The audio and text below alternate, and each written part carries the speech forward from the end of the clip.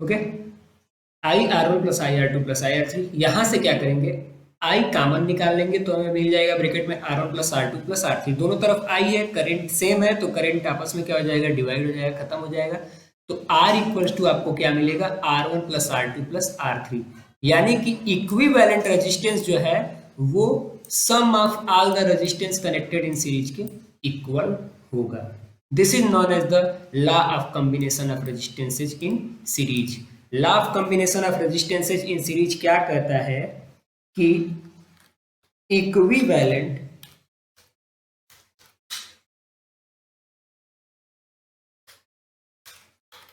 resistance is equal to sum of all the resistances combined in series. This is known as law of combination of resistances in series. Okay. अब हमारा next topic है, next हम लोग क्या देखेंगे कि parallel combination of resistance क्या होता है। ओके, ये चीजें आपको क्लियरली समझ में आ गई होंगी, मैंने काफी सिंपल वे में बताने का कोशिश किया है इन सबको। Okay, so let's focus on parallel combination of resistances. Now we have to discuss about parallel combination of resistances.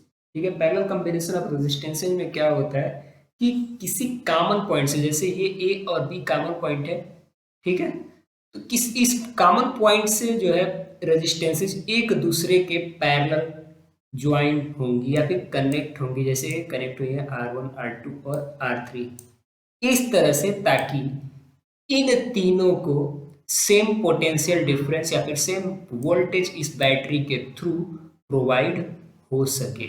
Okay, series combination में हमने क्या देखा था कि सेम करंट मिलता था रेजिस्टेंसेज को, but in the case of parallel combination of resistances क्या रेजिस्टेंसेज को क्या मिलेगा, सेम पोटेंशियल डिफरेंस मिलेगा या फिर वोल्टेज मिलेगा। ठीक है, और डिफरेंट करंट जो है इन तीनों रेजिस्टेंसेज के अक्रॉस फ्लो करेंगी। तो हम इसको डिफाइन कर सकते हैं, when two or more resistances are connected between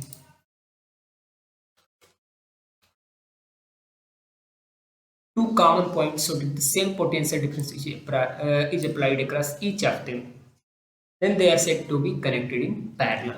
अब law of parallel combination of resistances क्या है, law of series combination of resistances क्या था कि इक्विवेलेंट रेजिस्टेंस, जितने भी रेजिस्टेंस हो, नंबर ऑफ रेजिस्टेंसेज के सम के इक्वल होता था। ठीक है, लेकिन यहाँ पे रेसिप्रोकल ऑफ इक्विवेलेंट रेजिस्टेंसेज जो है, सभी रेजिस्टेंसेज के, अगर वो n रेजिस्टेंसेज है तो n रेजिस्टेंसेज के रेसिप्रोकल सम के इक्वल होता है। And the most important thing कि इक्विवेलेंट रेजिस्टेंस जो है वो कम होता है, ठीक है, प्रत्येक इंडिविजुअल रेजिस्टेंसेज से। ठीक है, फॉर एग्जाम्पल मान लो कि आपका R1 का वैल्यू हो 2, ये मैं प्रूव करके दिखा दे रहा हूँ कैसे कम होता है, ओम। रजिस्टर R2 का वैल्यू हो 3 ओम एंड R3 का वैल्यू हो 1 ओम। तो रेसिप्रोकल ऑफ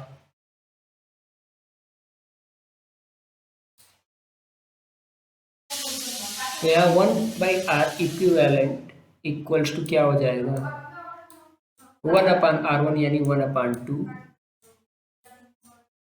प्लस 1/R2 यानी कि 1/3 एंड प्लस 1 यानी कि आपका R3 हो गया, 1 दिया हुआ है, 1/1 का वैल्यू 1 ही होगा।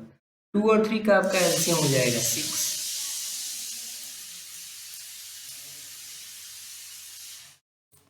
ये हो गया 3,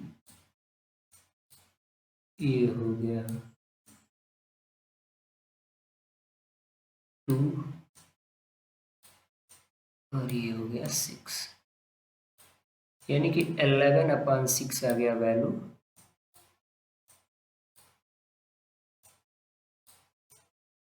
वन अपन आर ई का, अगर आर ई को आप क्लियरली वैल्यू देखना चाहें तो 1/r से आर ई में चेंज करेंगे, ये हो जाएगा 6/11। और 6/11 क्या 2 से बड़ा है? क्या ये जो वैल्यू है ये 3 से बड़ी है? एंड क्या ये वैल्यू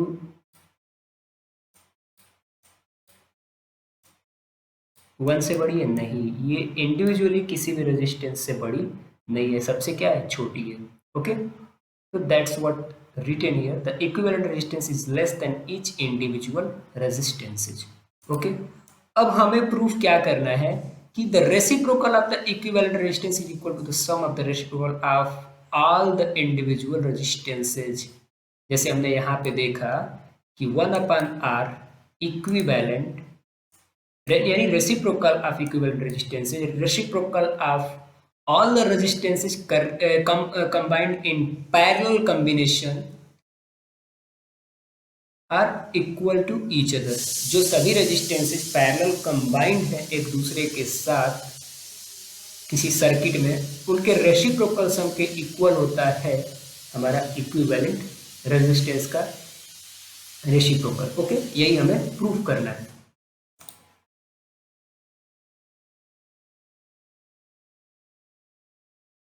तो अब तक हम लोगों ने डिस्कस किया कि law of parallel combination of resistances होते क्या है। ठीक, अब हम लोग प्रूफ करेंगे।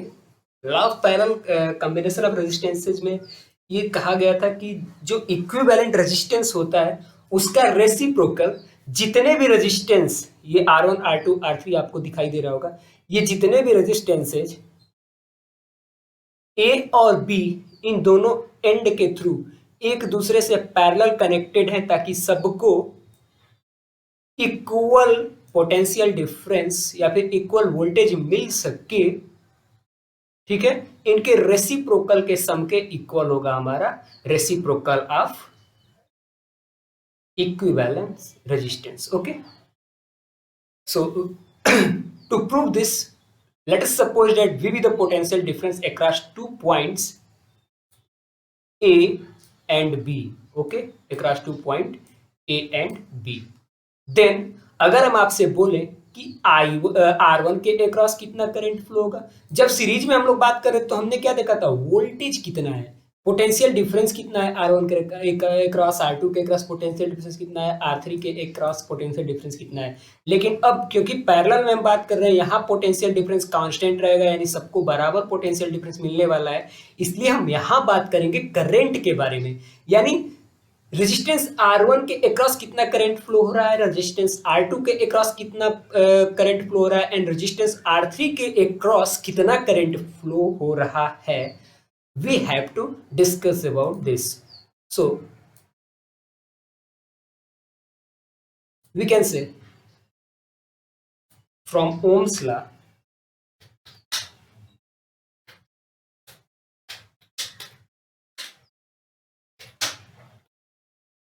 current flowing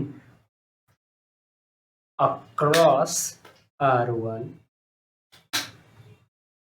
R2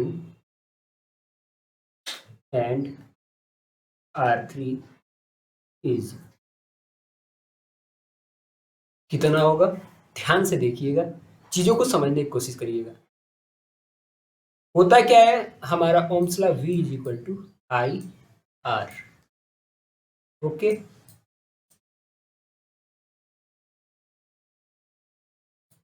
तो यहां से I इक्वल्स टू क्या हो जाएगा, V बाई आर। ओके,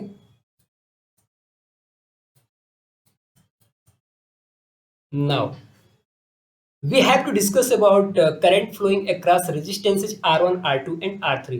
तो R1 के अक्रॉस करंट कितना फ्लो होगा, I1 होगा, and I1 is equal to, we already discussed it, I is equal to V by R। तो I1 equals to V by R1। हमने V क्यों लिखा, क्योंकि पोटेंशियल डिफरेंस तीनों रेजिस्टेंसेज के अक्रॉस पैरेलल कॉम्बिनेशन में कांस्टेंट रहता है, सेम रहता है, इक्वल रहता है। ठीक है, I2 इक्वल्स टू सिमिलरली हमें क्या मिल जाएगा,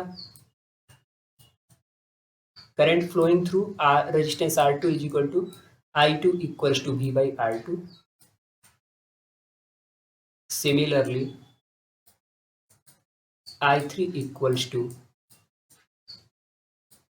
V by R3. ओके, ये हम सपोज कर लेंगे कि ये हमारा इक्वेशन 1 हो गया. ओके, नाउ अगर R हमारा इक्विवेलेंट रेजिस्टेंस है, इफ आई से इफ R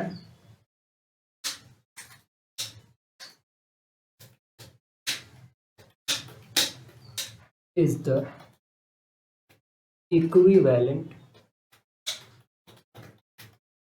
resistance, ठीक है, देन फ्रॉम ओम्स लॉ, जैसे हमने वहां काम किया था वैसे यहां भी काम करना है. देन फ्रॉम ओम्स लॉ हमें क्या मिलेगा, V is equal to I R and I equals to V by R. I equals to V by R हमें मिला. ये हमने मान लिया कि ये हमारा इक्वेशन नंबर 2 है. ठीक है, then total current flowing through this circuit, कितना टोटल करंट फ्लो होगा, देखिए यहां ध्यान से देखिए, I1 करंट फ्लो हो रहा है, R1 के अक्रॉस I2 करंट फ्लो हो रहा है, R2 के across and I3 current flow हो रहा है R3 के अक्रॉस. तो टोटल इधर करंट कितना आएगा आउटपुट में, I1 plus I2 plus I3. तो हमें यहां से I1 इक्वल्स टू मिल जाएगा, सॉरी I इक्वल्स टू, यानी total current flowing through this circuit is equal to I1 plus I2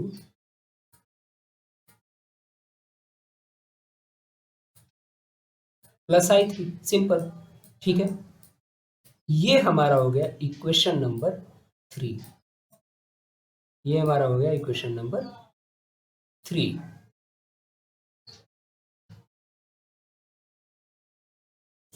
थोड़ा स्क्रीन जो है वो एडजस्ट कर लिया ताकि चीज़ें काट के भी इधर लिख सकूं. आई होप आप लोगों के लिए विजुअल होगा.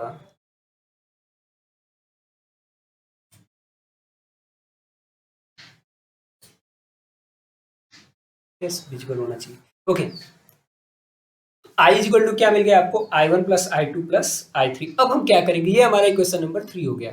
इक्वेशन नंबर 1 में हमारा I1 का वैल्यू क्या आया था, V बाई R1, I2 का आया था V by R2 and I3 का आया था V by R3.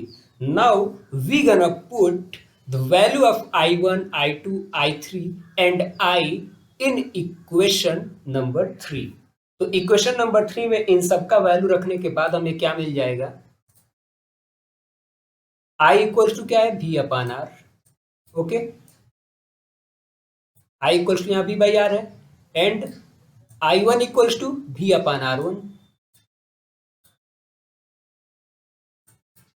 I2 equals to V upon R3, sorry R2 and I3 equals to V upon R3. Okay, यहां देखिए ध्यान से, यहां हमें V क्या दिख रहा है, सब में कॉमन दिख रहा है, तो V हमने कॉमन निकाल लिया. यहां आपको मिल गया 1 अपान R. V कॉमन निकालने के बाद यहां भी V आपने सब में से कॉमन निकाल लिया, तो आपको मिल जाएगा 1 अपान R1 plus 1 upon R2 plus 1 upon R3. Okay, as V is common in both sides, so we can cancel out it. Then we will get 1 upon R equivalent, हमने R को equivalent resistance माना था, equals to 1 upon R1 plus 1 upon R2 plus 1 upon R3. हमारा proof हो गया. So now we can say that the reciprocal of the equivalent resistance is equal to the sum of the reciprocal of all the individual resistances. Okay, ये हमारा proof हो गया clear. Means we can say that reciprocal of the equivalent resistances is equal to sum of reciprocals of all the individual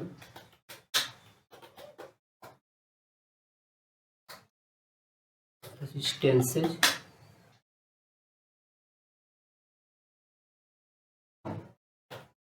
combined in parallel with each other in any given circuit। हो गया proof. Okay, I hope कि आप लोगों को एक video काफ़ी अच्छा लगा होगा, और अगर आपको वीडियो अच्छा लगा हो तो प्लीज़ लाइक करें, शेयर करें एंड चैनल को सब्सक्राइब करें, ताकि मैं फास्ट मतलब जल्दी से जल्दी जो है आप लोग का ये चैप्टर क्लियर करा सकूँ। सिर्फ यही चैप्टर नहीं, आपका पूरा सिलेबस में कवर करने वाला हूँ क्लास 9 से लेकर 12 तक। एंड जो लोग गेट का प्रिपरेशन कर रहे हैं उनके लिए मैं यहाँ पर फिजिक्स एंड मैथमेटिक्स दोनों का क्लास अवेलेबल करवाऊँगा। It's my guarantee. अगर मेरे सब्सक्राइबर बढ़ने लगे तो free of cost. So in this video we are going to discuss that how our electrical appliances are connected in a house। ठीक है, किसी घर में कैसे इलेक्ट्रिकल अप्लायंसेस को कनेक्ट करते हैं, इलेक्ट्रिकल अप्लायंसेस कैसे कनेक्ट होते हैं किसी भी घर में। ठीक है, सो उसके लिए सबसे पहली बात क्या जरूरी है, सबसे पहली बात ये जरूरी है कि जो प्रत्येक सर्किट जो होंगे उनके पास सेम पोटेंशियल डिफरेंस होगा। इसका मतलब ये है कि कांस्टेंट वोल्टेज जो है सभी इलेक्ट्रिकल अप्लायंसेज को मिलेंगे और सभी इलेक्ट्रिकल अप्लायंसेज उसी कांस्टेंट वोल्टेज के अंडर वर्क करेंगे, अपना वर्क परफॉर्म करेंगे। ये तो हो गया आपका फर्स्ट। सेकेंड आपका होता है, अगर दो या दो से अधिक अप्लायंसेज यूज होते हैं एक ही समय में, तो प्रत्येक अप्लायंस अपना अलग अलग जो है करंट लेगा, जितना उसको करंट की आवश्यकता हो। जैसे मान लिया आप टेलीविजन यूज कर रहे हो घरों में, ठीक है, या फिर रेफ्रिजरेटर यूज कर रहे हो, okay not fridge, refrigerator use कर रहे हो, या फिर मोबाइल फोन आपने चार्जिंग में लगा रखा है, तो ये उतना ही करंट लेगा जितना इसको जरूरत है। और वो किस चीज पे डिपेंड करता है, इसके रेजिस्टेंस के ऊपर। इसका रेजिस्टेंस जितना ज्यादा होगा करंट उतना कम लेगा, और रेजिस्टेंस जितना कम होगा करंट उतना ही ज्यादा होगा। हमने क्या पढ़ा था, I equals to V upon R, and Ohm's law में क्या कहा था, तो कि I जो है डायरेक्टली प्रोपोर्शनल होगा पोटेंशियल डिफरेंस के, ठीक है, और इनवर्सली प्रोपोर्शनल होगा रेजिस्टेंस के, यानी रेजिस्टेंस जितना ज्यादा होगा हमारा करंट उतना कम होगा। और जो इलेक्ट्रिकल अप्लायंस है उसका जो रेजिस्टेंस जितना कम होगा, वोल्टेज जो है दो एंड के अक्रॉस उतना ज्यादा होगा, यानी करंट का फ्लो उतना ही ज्यादा होगा। ठीक है, तो जब दो या दो से अधिक अप्लायंसेज घरों में यूज होते हैं एक साथ, तो वो उतना ही करंट अप्लायंसेज अलग अलग इंडिविजुअली अकेले अकेले उतना ही करंट लेते हैं जितने करंट की उनको आवश्यकता है। और करंट किसके ऊपर डिपेंड करता है, वोल्टेज के ऊपर डायरेक्टली प्रोपोर्शनल होता है, रेजिस्टेंस के ऊपर इनवर्सली प्रोपोर्शनल होता है। यानी कि उस इलेक्ट्रिकल अप्लायंस का रेजिस्टेंस जितना ज्यादा होगा उसको करंट की नीड उतनी ही कम होगी, और जितना कम रेजिस्टेंस होगा वो अप्लायंस उतना ही ज्यादा करंट लेगा, उतना ही ज्यादा करंट की नीड उसको पड़ेगी। ठीक है, घरों में जो है जो डिस्ट्रीब्यूशन होता है सर्किट्स का वो पैरेलल होता है। ठीक है, पैरेलल होता है तो इसके फायदे क्या हैं, पैरेलल होने के ये फायदे हैं कि सभी सर्किट जो है वो सेपरेटली ऑपरेट करेंगी। ठीक, यानी कि सेपरेटली ऑपरेट करने से ये बेनिफिट होगा कि अगर उनमें से कोई भी एक सर्किट ओवरलोड हो जाए तो सिर्फ उसी को नुकसान पहुंचेगा, अदर सर्किट जो है वो इससे अफेक्टेड नहीं होंगे। ठीक है, अदर जो सर्किट्स हैं वो इससे अफेक्टेड नहीं होंगे, सिर्फ वही सर्किट अफेक्टेड होगा जो ओवरलोड होगा। ठीक है, यही वजह है कि घरों में जो डिस्ट्रीब्यूशन होता है करंट का वो हमेशा पैरेलल होता है। ओके, सो आप लोग इसका स्क्रीनशॉट ले सकते हैं, इसको नोट कर सकते हैं, कोई बहुत खास बात इसमें नहीं है। ये 3 पॉइंट्स है, 3 पॉइंट्स आप लोग स्क्रीनशॉट ले लीजिए, मैं इसको मिटा देता हूँ। ओके, स्क्रीनशॉट आप लोग ले लीजिए इसको, फिर हम लोग आगे बढ़ते हैं, देखते हैं कैसे जो है पैरेलल आप कितने टाइप से पैरेलल कॉम्बिनेशन कर सकते हैं, कितने टाइप से आप सीरीज में कॉम्बिनेशन कर सकते हैं रेजिस्टेंसेज का। And after that we will discuss about electrical power, electrical energy. Okay, so देखिए रेजिस्टेंस इन पैरेलल में कुछ इस तरह से रेजिस्टेंसेस को हम कंबाइन कर सकते हैं। पैरेलल कॉम्बिनेशन ऑफ रेजिस्टेंसेस के कुछ आपको सर्किट्स दिखाए गए हैं। ये R2 है, ओके, नॉट R, लंगड़ा नहीं है, ये R2 है। ओके, थोड़ा माउस में मेरा पकड़ कम है, इस वजह से सर्किट्स उतने मतलब सुंदर नहीं दिख रहे हैं। तो मतलब ये 5 difference ways and 4 difference ways से आप combination of resistance in series and combination of resistance in parallel देख सकते हैं। आपको क्वेश्चंस अगर मिले हैं ऐसे तो आप कंफ्यूज ना होइएगा। अगर आपको ये सर्किट मिले या फिर ऐसा कोई सर्किट मिले या फिर ऐसा इस तरह के कोई भी सर्किट मिले आपको, तो समझिए वहाँ पैरेलल रेजिस्टेंस है, रेजिस्टेंस एक दूसरे से पैरेलली कंबाइंड है। एंड अगर कुछ ऐसा आपको सर्किट दिखे, जैसे ये 4 दिख रहे हैं, तो ये हमेशा सीरीज में होंगे। आप इसका स्क्रीनशॉट ले लीजिए और नीट एंड क्लीन आप लोग कॉपी में बनाएंगे ना, कॉपी में अच्छे से बनेगा। ठीक है, तो कॉपी में आप लोग इसको ड्रॉ कर लीजिएगा।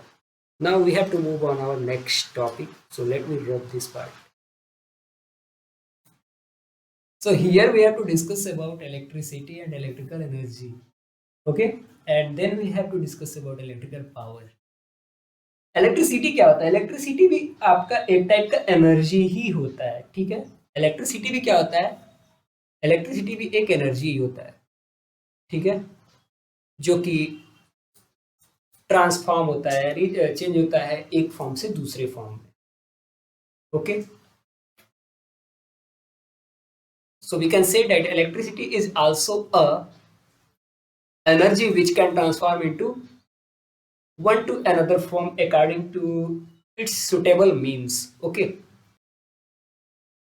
ओके, तो हमने इलेक्ट्रिकल एनर्जी को क्या कहा कि इलेक्ट्रिकल एनर्जी एक ऐसा एनर्जी का टाइप होता है जो कि अट्रैक्टिव या फिर रिपल्सिव फोर्सेस जो क्रिएट होते हैं इलेक्ट्रिक चार्जेस के द्वारा, उसकी वजह से क्रिएट होता है। या फिर हम ये भी कह सकते हैं कि जितना हमें वर्क डन करना पड़ा या फिर जितना वर्क डन हुआ किसी गिवन टाइम में, या फिर एनर्जी को कंज्यूम करने में जितना वर्क डन हुआ किसी गिवन टाइम में, वही हमारा क्या है? इलेक्ट्रिकल एनर्जी है। यानी कि अगर हम कहें आपसे कि कंसीडर कर लीजिए कि एक इलेक्ट्रिक सर्किट है जिसके थ्रू क्यू चार्ज फ्लो कर रहा है, कोई एक इलेक्ट्रिक सर्किट है जिसके थ्रू क्यू चार्ज फ्लो कर रहा है। ठीक है, और किसके अंडर अ पोटेंशियल डिफरेंस भी। कोई एक हमारे पास इलेक्ट्रिक सर्किट है जिसमें क्यू चार्ज किसी पोटेंशियल डिफरेंस V के थ्रू फ्लो कर रहा है। ओके, तो आपका इलेक्ट्रिकल वर्क डन क्या हो जाएगा? पोटेंशियल डिफरेंस इनटू चार्ज, यानी V into Q। According to this definition, electrical energy is the amount of work done or energy consumed in a given amount of time। हमारा W is equal to यानी electric work done is equal to क्या हो जाएगा? V into क्यू। And we know that Q is equal to what? I into T। अभी हम लोग इसको काफी अच्छे से प्रूव करेंगे। Okay, let's see.